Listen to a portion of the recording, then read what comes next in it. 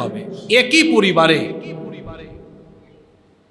একাধিক ব্যক্তি অনেক সময় সামর্থ্যবান থাকেন, সেক্ষেত্রে তারা কি করবে?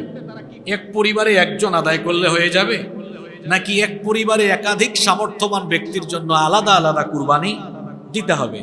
এ ব্যাপারে ফকিহগণ বলেছেন, ফুকাহে কেরাম বলেছেন, দুটা মত আছে।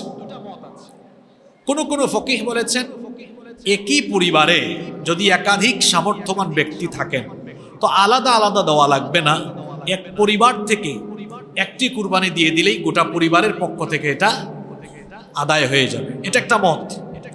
আরেকটা মত হলো, কিছু কিছু ফকিহ বলেছেন না, একই পরিবারে যদি একাধিক ব্যক্তি সামর্থ্যবান থাকেন তাহলে প্রত্যেককেই আলাদা আলাদা কুরবানি দিতে হবে। আমাদের দেশের অনেক ওলামায়ে কেরাম এই কথা বলে থাকেন। তো আসলে